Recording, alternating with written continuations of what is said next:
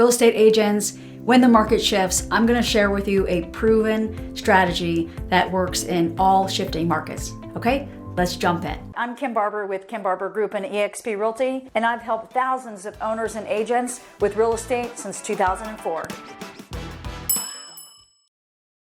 So there are 6 things that I'm going to talk about that have helped me go through all the shifts in the market since 2004. So the first one is that we need to know our market stats. Okay, there's some key things that we need to know, and there's 2 good sources for them. The first one is your local MLS, and the second one is your local Association of Realtors. You can also go to the National Association of Realtors, but quite honestly, our local clients are only going to be concerned about what's happening in their community now. Okay, so the stats that we want to pay attention to are these: the active listings, the number of under contract listings, and the number of sold listings. Okay, the active can include the coming soon if your MLS happens to have that. Again, coming soon and active listings, under contract listings, and sold listings. Okay, so what we want to do is pay attention to the volume, right? So if we have sold listings, which are, let's say, 500 in the last 30 days, okay, and then we have 700 coming soon, right? So that means we have a higher number that have sold recently, and then we have 40 to 190 under contract.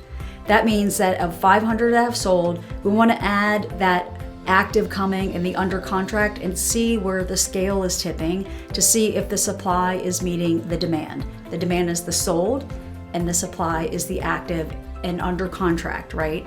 So that being said, pay attention to those numbers. The more you start thinking about it and processing and looking at your market, the more it will make sense. At the same time, we want to look at the average days on market. So this kind of coordinates with what I just mentioned with active, under contract, and sold. So the average days on market indicates how the market is meeting the demand. Okay, so if we have a lot of listings coming on the market, but not as many going under contract and sold, it will mean that the average days on market increases. Okay, so that makes sense. I'm going to say that again. If the average days on market increases, it means that the active and coming soon listings, along with what's going under contract, is more homes than the supply is demanding. Okay, so I've said that a couple ways. Hopefully it makes sense. Okay, so we have coming soon, active, under contract, sold, average days on market. What we want to do now is look at the average days on market for what's active, the average days on market for what's under contract, and the average days on market for what's sold, right? So then when you look at that, it would say average days on market, let's say for active is 45. The average days on sold is like 30. And then under contract is 38, right? That means that it's taking longer to sell the homes, all right? So when you're sitting down with your clients at the listing appointment and we go through this with you and with them, then what we want to do is we want to say, Mr. and Mrs. Seller, this is what's going on with the market. We have this many coming on the market, this many have sold. If coming on the market is 400 and there's 100 under contract and 500 are sold, it's a pretty even market, right? 500 available, 500 sold, okay? But then we go over and we look at the average days on market, and then we're gonna see that the houses that have sold were sold in 30 days. The average active listings are 45, and then the under contract are 38. Mr. and Mrs. Seller, the trend is in the under contract. And so agents notice that the trend is what's under contract, okay? Because if it's rising, that means that we have a demand that is slowing down to the supply. So that means that if the under contract is showing that the number is increasing, it means that the demand is slowing down or the active listings are coming up. It's the same thing. That's the really important thing to do when you're starting to watch the shifting market, is to pay attention to those local stats. Okay? And before we get to the next point, do me a favor, it's free to you. If you're finding this information helpful, please do me a favor and give me a thumbs up. It lets YouTube know that I am giving great content for you realtors like myself. Okay, let's keep going. Number 2. So the other thing that's super important to pay attention to when we have a shifting market is our client's motivation. Okay, and the 3 things are questions that you want to ask. Number 1 is, do you have to sell? The second question is, how fast do you need to sell? When would you like to be sold? Where do you need to go to next, right? And the third thing is, what's going to happen to this home if it doesn't sell? What will you do, right? So again, if you want to write those down, it's the first thing is the motivation, right? So in order to get to that motivation, what we want to ask them is these 3 questions. Do you have to sell? How fast do you need to sell? And what would you do if this home didn't sell? Okay, so do you have to sell? That goes into motivation. Yes, I'm getting a divorce. Yes, I'm relocating. Yes, this is my parents' home that I just inherited. Yes, we have a 1-bedroom and now we have our second kid on the way. Those are highly motivated sellers, right? If they are saying, well, I think I want to do this, but I'm not really sure, then that then goes to how fast do you need to sell? Well, I'm not in a hurry. Okay, what would happen if you didn't sell this home? I would stay here. In a shifting market, I cannot encourage you to take on that client, okay? So that is something that's super important to pay attention to when you're looking at the shifting market, is our client's motivation. All right, let's now go to the third thing. So the next thing is pricing strategy. So in a shifting market, it's really, really important to talk to our clients about the pricing strategy and what we're going to do to make sure that we stay ahead of the market or at the market so we can get you the most amount of money in the shortest amount of time. Okay, so that's our script, and there's 3 things that we want to ask in this area as well. So the first thing is, taking into the client's motivation will impact the pricing strategies. So one of the great scripts that's worked for me for years, and the strategies that are tried and true, and just the simple facts are, there's 3 strategies. We're going to price it low, we're going to price it high, or we're going to price it in the middle. Okay, so let's go into that. Pricing it low means that we want to get it sold as fast as possible or just quick, right? It doesn't mean that you're going to give away the farm, but the intent is to sell it low and hopefully get quick offers so that you can get under contract and make sure you get sold. In the market that we've had historically, and even in the market right now, we just did properties, multiple offers on properties.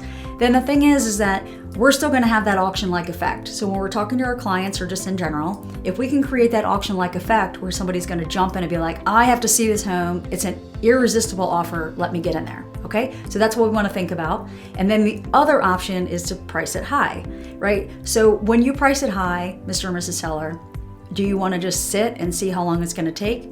Or do you want to price it at the market value? So why would somebody price it high? It's because maybe they have a unique home, a horse farm, a custom build, luxury. These types of things might need to start here and go down, right? But Mr. and Mrs. Seller, do you want to price here and see what the market's going to do and be on the market longer?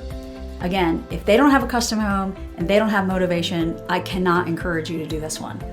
Or price it here, right? So here is the market value based on the comps, based on what's selling, not above it and not below it, right? Mr. and Mrs. Seller, we can sit right at the market value. Then we're going to study the price every few weeks and make our adjustments as needed. So whichever one your client decides, those are the 3 pricing strategies that we need to be super familiar with when our clients are facing an adjusting market. Okay? Now let's go to the next thing. So the next super important thing to have in our arsenal is the price reduction script. So in the price reduction script and how to be successful in the shifting market, this is something that we want to practice, right? And so if you want to check out in the link below my video that talks about the price reduction script, then find the link, as well as you can see this video right here. Okay, so let's get started. In the price reduction situation in a shifting market, the situation is this. We want to make sure we plant the seed in the listing appointment, and then we want to have our script ready so that when we say to them in the listing appointment, hey, Mr. and Mrs. Seller, we are in a shifting market. We've had this, supply demand, huge demand for homes for a while, but as the interest rates rise, then the impact on the seller prices is going to change, right? So this is new times, things are uncertain. So what we want to do is at the 3-week mark or sooner, we want to go ahead and evaluate how many showings we've had and how many offers. So the goal is the goal is to be under contract, right? But the goal is to pay attention and not chase the market. So we want to have at least 12 to 15 showings. And if we have no or low offers, it means the market is working, the marketing is working, right? Yet it means that we're 2 to 5% off on the price, okay? Now, if we don't have 12 to 15 showings and we don't have an offer, it means that we could be more than 5% off on the price. So we want to look at it then, make a price reduction then, and then every 3 weeks, reevaluate. Now, if you need to sell faster and we decide that we need to move faster, then we'll just make a different change, faster or more, okay? So if you want more information on that price reduction script, again, look in the video description down below and find that video on my channel, okay? And before we get to the next point, do me a favor, it's free to you. If you're finding this information helpful, please do me a favor and give me a thumbs up.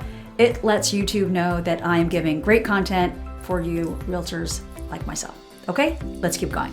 Now, the next thing that's super important in being successful in this shifting market is the weekly seller reports.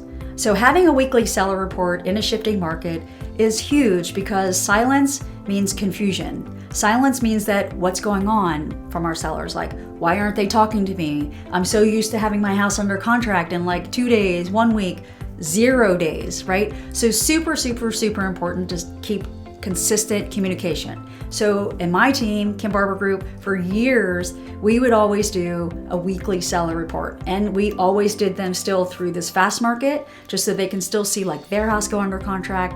But we make sure that we send a weekly seller report. For us, we do it every Wednesday. And that weekly seller report is something that shows them how many showings they've had, some feedback, maybe some stats on the number of showings they've had.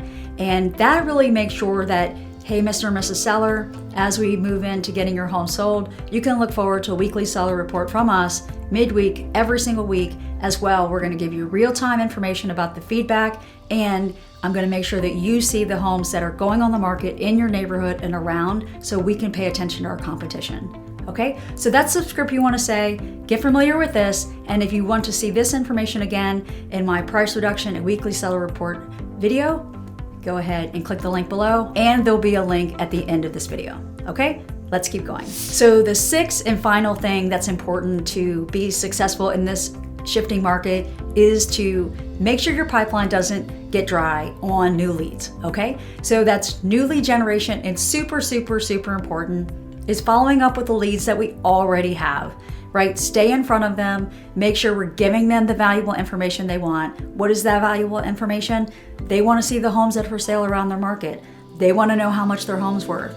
They would like to know the market update report. Those are some tips about things that we can do to add value when we're following up with our clients. We can stay top of mind. So make sure if you need more leads, do some lead generation activities, whatever is your style, open houses, online leads, expired, circle prospecting, networking. There are so many ways that you can get out there and generate business, right? Those are some quick ideas. So keep your pipeline fresh. Make sure you follow up on the leads that you have. The fortune is in the follow-up, and make sure you stay top of mind. And then that way, when these leads take longer, when these closings take longer, you still have checks coming in. Okay, so those are the important things that we need to be successful in a shifting market. So if this information is helpful for you, do me a favor, give me the thumbs up.